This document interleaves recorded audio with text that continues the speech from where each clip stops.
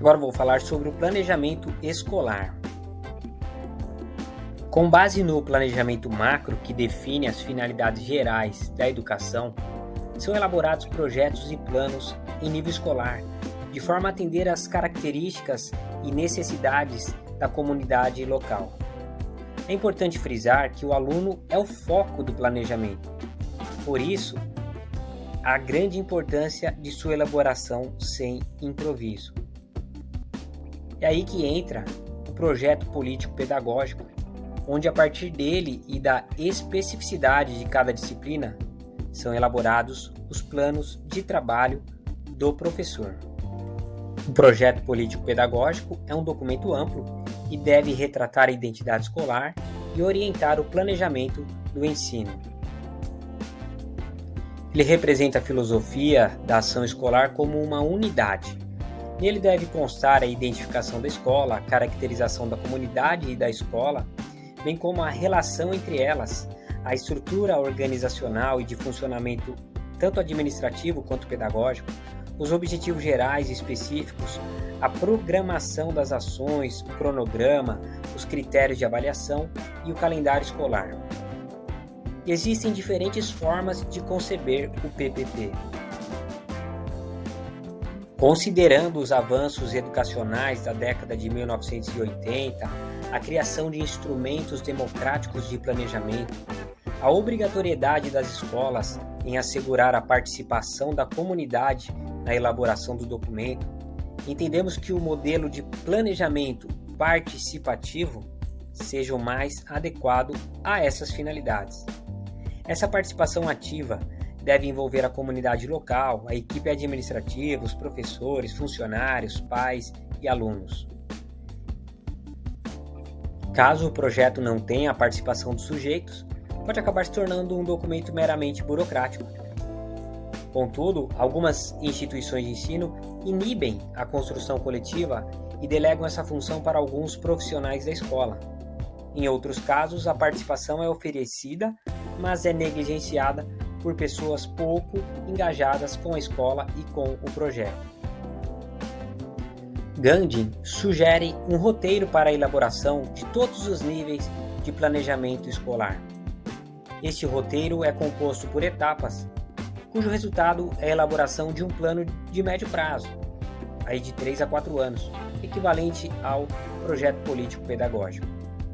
Esse roteiro é subdividido em 3 etapas. O primeiro, marco referencial, o segundo ponto, diagnóstico, e o terceiro ponto, a programação. A primeira etapa diz respeito ao marco referencial e deve constar qual concepção educacional será adotada pela escola e que definirá sua identidade, visão de mundo, valores e objetivos. A reflexão deve girar em torno da seguinte questão: o que queremos alcançar?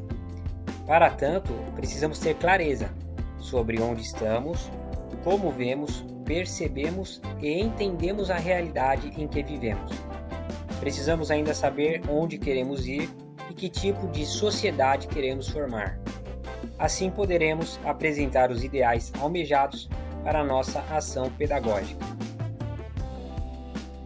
Na segunda etapa do processo, o diagnóstico, realiza-se a análise da realidade à luz das concepções que fundamentaram a elaboração do marco referencial.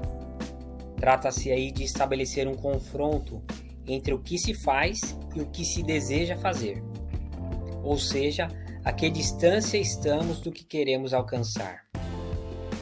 Para tanto, deve-se realizar um diagnóstico estrutural da escola nos seguintes aspectos: pedagógico, administrativo, financeiro e jurídico.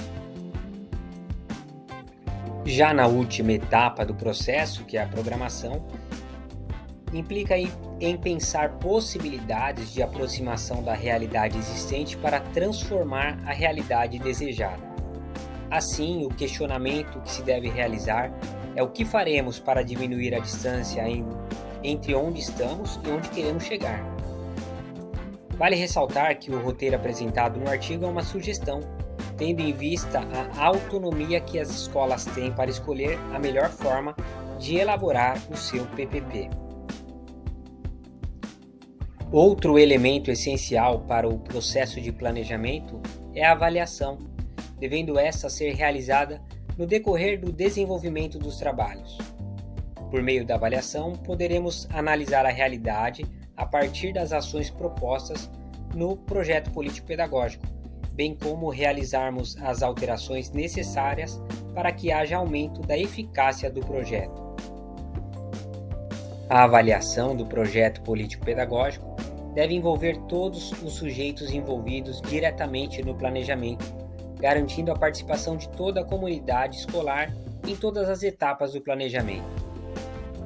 Conforme os autores, é possível, por meio do planejamento participativo, elaborar, executar e avaliar a execução do PPP. Ao garantir a democratização das escolhas e do direcionamento educativo, contribuiremos para a melhoria das condições de trabalho, da qualidade do ensino, do desempenho dos alunos e também do professor.